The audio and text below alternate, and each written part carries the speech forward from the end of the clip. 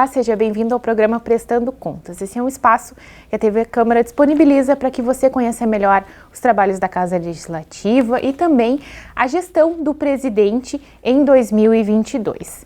Nós vamos cumprimentar então o presidente, Paulo Roldão. Bem-vindo ao programa. Muito obrigada por aceitar o nosso convite.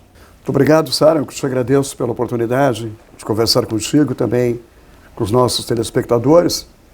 E é talvez a nossa primeira prestação de conta, de contas mais ampla. Nós estamos aí encerrando os primeiros 180 dias, os primeiros 6 meses da nossa gestão frente à presidência da Casa, que tenho dito que muito me honra, Afinal de contas, nós estamos falando sobre o legislativo mais antigo do Rio Grande do Sul.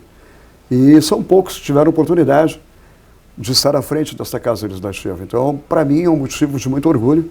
E, mais uma vez, agradecer àquelas pessoas que, primeiramente, me proporcionaram retornar à Câmara de Vereadores. A nossa eleição, uma eleição muito tumultuada, uma eleição muito atípica, em 2020, o auge da pandemia, uma eleição muito difícil, mas Deus me permitiu retornar nessa casa. E no segundo ano, então, final de 2021, dezembro de 2021, eu tive a oportunidade de colocar meu nome à disposição para a presidência dessa casa e, pela grande maioria dos vereadores, meu nome foi aceito. Eu obtive um sim da maioria dos vereadores e eu vou tornar a repetir a honra de chegar a essa presidência. Presidente, no programa de hoje nós vamos falar a respeito dos servidores da Casa, os servidores efetivos e também comissionados. E nós escolhemos falar a respeito das legislações que foram aprovadas. A Lei 8.833, do dia 17 de junho de 2022, e também a Lei 8.839, agora do dia 27 de junho, que são legislações que trouxeram um benefício para os servidores e uma valorização para os servidores da Casa. E eu gostaria que o senhor, então, falasse um pouco sobre isso para nós.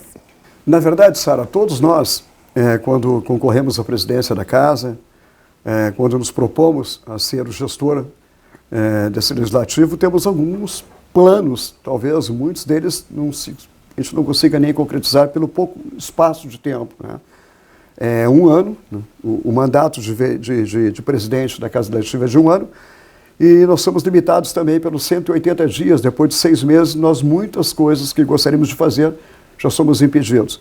Mas lá quando eu assumi em 1º de janeiro, ou melhor ainda, ainda como candidato a presidente, uma das metas que eu tinha, e sempre falava isso, era valorizar o servidor da Casa. Eu sempre costumo dizer que nós somos vereadores, nós estamos vereadores, não somos vereadores, nós estamos vereadores e nós temos um mandato pré-determinado pela população. Ou seja, nós temos dia para iniciar o nosso mandato e já pré-determinado dia para acabá-lo também. Claro que poderemos buscar uma reeleição, mas o servidor não. Ele é servidor realmente, O servidor é aquela pessoa que se preparou, que estudou, que fez um concurso, que passou noites, talvez em claro, abriu mão de estar com a família no final de semana de lazer para se preparar para um concurso, presta o concurso e chega a essa casa. Então o servidor, para mim, ele tem todo o meu respeito, sempre teve o meu respeito, e eu costumo dizer que a Câmara ela é feita pelos servidores. São eles que realmente mantêm esse parlamento, que é um parlamento reconhecido como o parlamento mais antigo, mas graças a Deus, nos últimos anos, também reconhecido por ser um parlamento que tem dado exemplo, não somente de gestão, mas de leis, de dignidade, E num parlamento tão desgastado no Brasil todo, nós sabemos que hoje o legislativo ele é muito desgastado no Brasil inteiro, algumas coisas indevidas, algumas coisas ditas pela mídia, e principalmente hoje por fake news que não traduzem a verdade, mas há um desgaste natural dos legisladores e do legislativo. E nós temos dado exemplo nessa casa. Mas antes de nós falarmos das 2 leis que tu citou, o nosso primeiro ato foi buscar o vale-refeição que havia na casa. Ele estava defasado já há 7 anos. O vale-refeição dos funcionários, dos servidores, dos CCs, enfim, ele havia sido corrigido em 2015, portanto, há 7 anos. E nesse período, é claro que houve uma defasagem muito grande, até pela própria inflação, depois da pandemia, que também encareceu muito o custo de vida. E o primeiro ato foi corrigirmos, e fizemos em março, onde nós corrigimos o Vale Alimentação em 50%. né? Foi um ganho real para todos os servidores. Então, ali foi o primeiro passo, mostrando que nós tínhamos um olhar diferente para os servidores da casa, também para as nossas assessorias, que são aqueles que prestam realmente todo o auxílio necessário para que o vereador possa desempenhar um mandato em condições, um mandato voltado para a comunidade. Então, a assessoria é fundamental. Não somente os servidores da casa, mas também a assessoria, e todos eles foram contemplados após 7 anos, né, após 2015, com reajuste de 50% do vale. Então, esse foi o primeiro passo, valorizando realmente aqueles que, como eu tenho dito, mantêm a casa em funcionamento pleno. Em seguida, então, nós iniciamos com... vimos discutindo já com os servidores, já há bastante tempo, era uma reivindicação dos servidores, o plano de carreira. E segundo eles, segundo as reuniões que nós fizemos nessa própria sala aqui, já desde 2010 havia promessa de vários que passaram por essa presidência, de sentar, de analisar, de fazer uma minuta de um plano de carreira, mas isso não passava das primeiras 2 ou 3 reuniões e acabava ficando para o próximo gestor e para o próximo gestor. E lá no início do mandato, quando começamos essa conversa, eu disse, olha, não vou me comprometer de fazer em 30 dias, 60 dias, mas eu vou me comprometer de realmente sentar, analisar com toda a calma, ver o que é possível, porque realmente eu creio que o plano de carreira, ele, por exemplo, não deixa o servidor refém de um presidente. Nós vimos aqui que muitos dos servidores que tinham funções gratificadas, e dependendo do presidente que sente nesta sala, que sente nesta cadeira, ele pode simplesmente trocá-lo, né? Porque a função gratificada eu posso tirar, eu posso dar para outro servidor. Então, o servidor ficava sempre refém daquele que estava sentado nessa cadeira. Eu acho isso injusto. Eu acredito muito na meritocracia, né? Eu acredito muito que deve ser por mérito. A pessoa deve crescer pelo trabalho, pelo comprometimento, e não porque eu gosto desse ou daquele, simpatizo com esse, com aquele. Então, esse foi um dos, digamos, do que realmente nos fez ter bons olhos para esse plano de carreira. Foi o primeiro passo. A partir dele, começamos a conversar com os servidores, os próprios servidores se reuniram, fizeram uma minuta que eu havia pedido, e aqui eu vou citar um dos servidores, que é o Marcelo, que é o Peixe, foi um dos que mais compartilhou com os demais servidores, né? Analisamos o plano por algumas vezes, algumas coisas nós não concordávamos, tornávamos a discutir, íamos mudando, e até que no final, então, do mês de maio, nós estamos em junho, no início de junho, nós conseguimos levar a plenário, então, o plano de carreira e conseguimos aprová-lo. Com certeza a valorização do funcionário, né, do servidor de carreira, daquele que eu tenho dito que mantém esta casa e mantém esta casa com dignidade. Nós temos uma equipe, para muitos que não conhecem, nós temos uma equipe de excelência na Câmara de Rio Grande. Né? Funcionários, servidores comprometidos realmente para dar o melhor. Né? Não tem hora, se precisou, tu liga, não interessa se é o pessoal da TV Câmara, se é da contabilidade, né? Se é do jurídico, não tem hora. Precisou, tu liga e tu pode contar com o servidor. Então, o servidor, ele merece no mínimo respeito, e foi isso que nós tentamos dar. Né? Aprovamos esse plano de carreira, que será fundamental, principalmente, alguns deles, quando nós aprovamos o plano de carreira, alguns me perguntavam, tá, mas tu está aumentando o servidor, tu está dando um aumento simplesmente? Não, nós não estamos dando um aumento. Na verdade, teve algum servidor com a extinção das funções que perderam, né? Que agora, no final do mês de junho, quando receberam, e irão receber nos próximos meses, alguns receberão R$1.000, R$1.500, até R$2.000 a menos, porque foi extinto as funções que haviam gratificadas. Mas o que acontece? Esse servidor que aparentemente possa estar perdendo agora, ele vai ter um ganho real daqui a alguns anos quando ele se aposentar. Porque hoje um servidor, por exemplo, ganhava R$3.000 e tinha R$2.000 de uma função gratificada. Então hoje ele está ganhando 5. E ele está descontando sobre o salário que ele está ganhando 5 mil.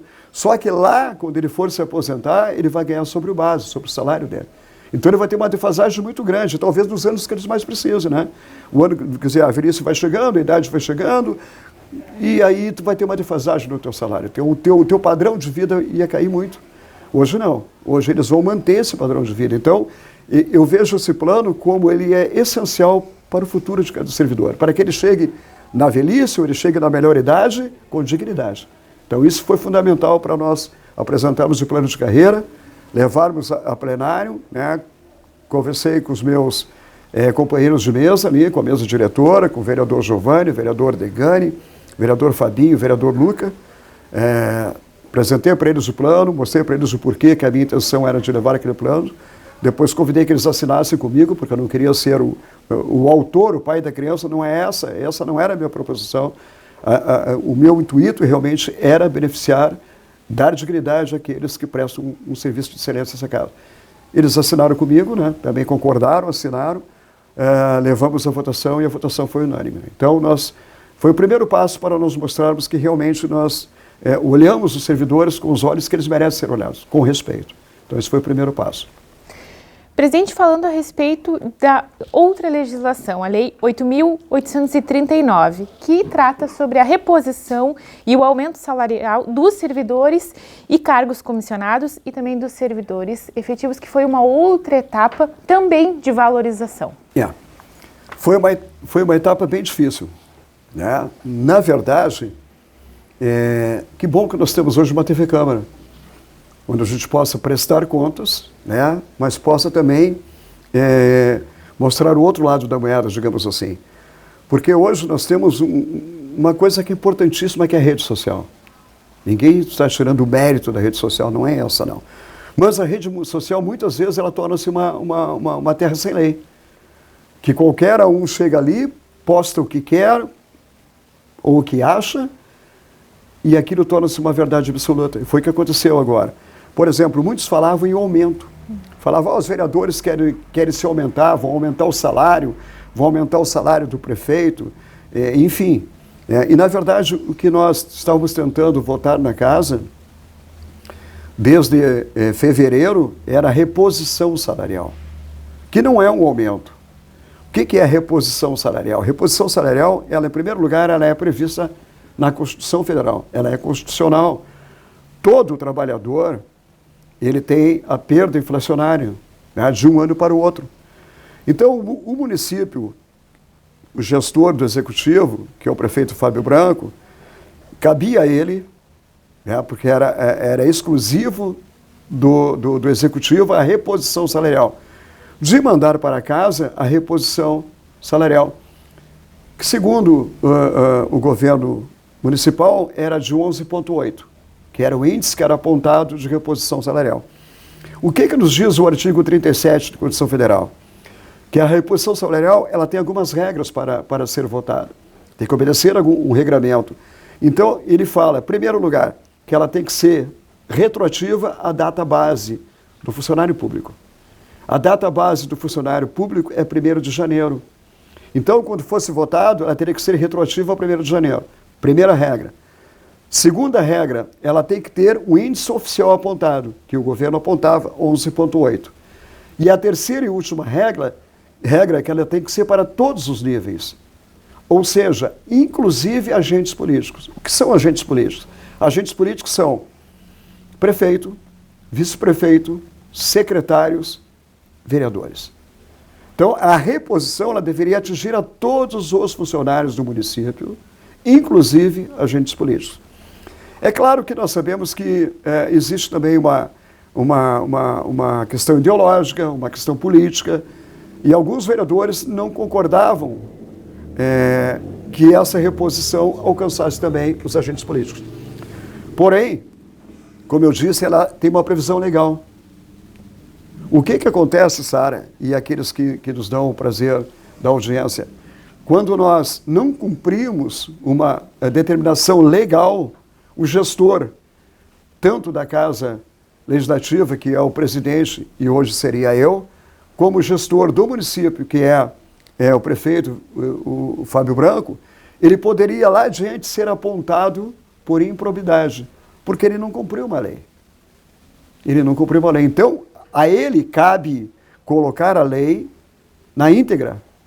Se ela vai ser votada ou não pelo plenário, é outro momento, é outra coisa. Agora, a ele cabe colocar na íntegra para que não seja responsabilizado. A mim, como gestor também do parlamento, cabe também levar a plenário na íntegra. Se vai ser votado ou vai ser rejeitado, é outra coisa. Se vai ser aprovado ou não é outra coisa, é outro momento. Mas a nós, para que não sejamos apontados por improbidade ou por uma ilegalidade, que seria uma ilegalidade, levar diferente do que a lei manda, nós temos que colocar. E assim fizemos, colocamos, na íntegra veio do prefeito, na íntegra, alguns vereadores falaram que iriam emendar e tirar os agentes políticos, e poderia, sem problema nenhum, ter acontecido isso. É claro que tem um trâmite legal também, quando vem uma lei do Executivo, e ela é emendada aqui na Casa Legislativa, na Câmara, por algum vereador, automaticamente essa emenda vai primeiramente para a CCJ, que é a Comissão de Constituição e Justiça. Ali vai se ver se a lei, se a emenda é legal, se a emenda é constitucional, se a emenda é própria para aquele projeto. É evidente que, como a Constituição diz que a reposição ela tinha uma regra a ser cumprida, deveria ser cumprida pelo Executivo, porque ela era somente o Executivo poderia fazê-lo, e ela diz também que seria, como eu acabei de explicar, ter data retroativa, ter um índice determinado e ter também, atingir ou beneficiar a todos os entes. É claro que essa emenda ela teria que ser dada como inconstitucional, porque assim o era, né? E os vereadores, alguns sabiam disso, mas mesmo assim garantia que manteriam a emenda, embora sabendo que seria dada como constitucional, porque era inconstitucional, e eles também tinham convicção disso. Bom, mas nessa discussão entre os vereadores, se entra ou não entra, tal, nós como Casa Legislativa, nós tínhamos, como eu te falei no início, nós temos 180 dias que nós podemos colocar algumas leis e depois ficamos impossibilitados. Então eu, como gestor da Câmara, eu tinha até o dia 30 de julho como prazo final para aprovar essa lei do reajuste para os nossos servidores de carreira, né, ou cargos comissionados também. Se eu não aprovasse essa lei até o dia 30, eu ficaria impossibilitado, primeiramente, de aprová-la. Eu iria, em primeiro lugar, tirar um benefício que é constitucional, que é justo e que é legal dos servidores e dos cargos de comissão.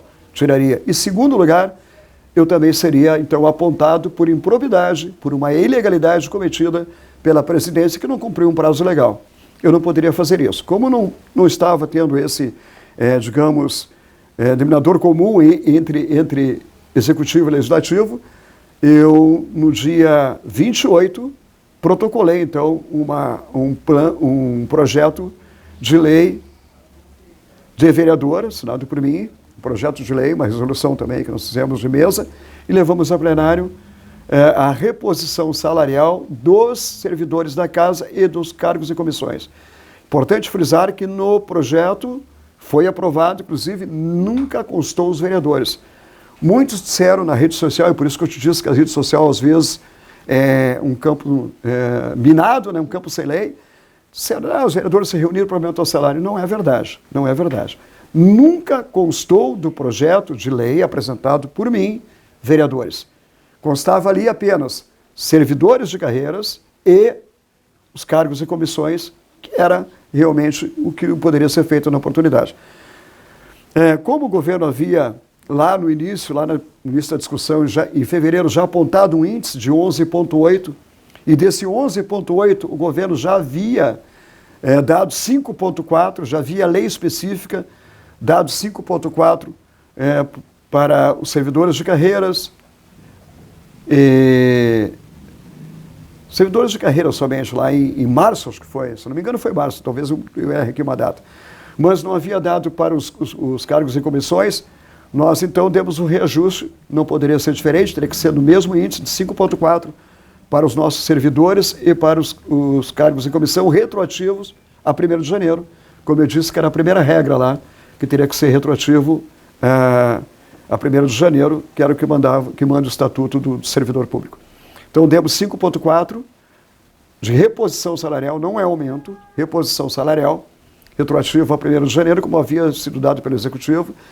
E para nós fecharmos esse 11,8, demos mais 5,4 de aumento para os servidores nossos, torno a frisar, servidores e cargos em comissão, assessorias.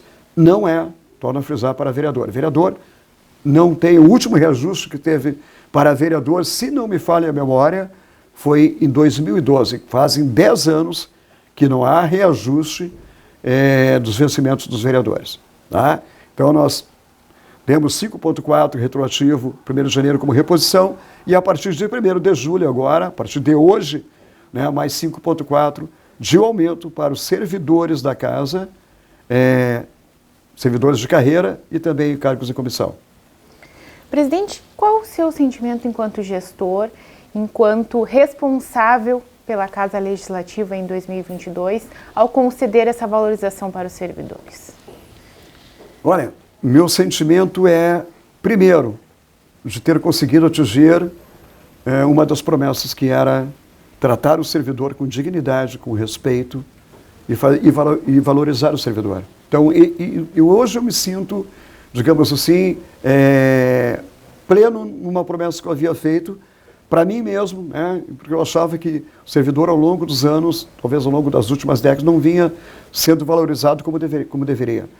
Essa sala aqui é uma sala da presidência, talvez uma das salas mais importantes, digamos assim, da cidade de Rio Grande. Aqui, quando eu era vereador no meu primeiro ano, meu gabinete era o gabinete 12, e no meu gabinete dizia na entrada, nós tínhamos um banner ali, colado na porta, que dizia: esse rancho não tem tramela. E isso foi sempre o meu jeito de tratar a todos. Quando venho para essa presidência, essa porta ficou sempre aberta. E aqui eu recebo a todos, senhora, pode entrar, a casa não é minha, a presidência não é minha, eu estou presidente. Mas eu continuo dizendo que essa Câmara ela é daqueles que fazem a Câmara. Funcionários, os servidores em geral, assessores, e todos eles tiveram a porta aberta. E foi uma das promessas que eu sempre fiz, porque eu continuo dizendo que esse rancho não tem tramela, né? Então, esse é o primeiro passo. Conseguir... Tem algumas metas que eu sei que eu não vou conseguir cumprir, que eu ainda tinha, até por essa limitação de prazo, né, dos 180 dias, mas quanto aos servidores eu saio, digamos assim, com a consciência tranquila, né, e posso olhá-los com tranquilidade, de frente, porque eu sei que eu realmente fiz o que deveria fazer. Eu tentei fazer justiça para os servidores, eu tenho certeza que eu consegui fazer isso. Então, nós queremos agradecer. Muito obrigada, presidente, por conversar conosco, por trazer essa transparência para a comunidade, para todos que nos acompanham na TV Câmara. É uma das marcas que eu procurei dar ao meu mandato. E, aliás, quando eu digo meu mandato, eu me expresso errado. Procurei dar ao nosso mandato, porque meu mandato não é apenas meu mandato de todos aqueles que me otorgaram, né, uma procuração para representá-los. E eu não sou um homem que, digamos assim, tenho muita habilidade em redes sociais. Não, até sou bem deficiente com as redes sociais, mas eu uso as minhas redes sociais diariamente para botar, desde o meu primeiro dia, o Prestando Contas.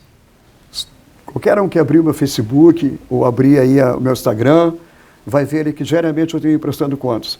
Eu acho que a transparência tem que ser a grande marca de todo gestor, de todo político, de todo aquele que representa uma parcela da sociedade. Então, diariamente eu procuro dar transparência no meu mandato, e assim eu fiz nessa presidência, né? Eu procuro sempre trazer e combater o fake news com a verdade. Hoje nós combatemos a mentira, só tem um jeito de combater o fake news, que é uma palavra mais charmosa para a mentira. Ela apenas trocou de nome, trocou de roupa, mas continua sendo mentira. É a verdade, e eu procuro trazer a verdade e a transparência desse mandato, porque não é apenas da presidência, mas é de toda a casa, da instituição.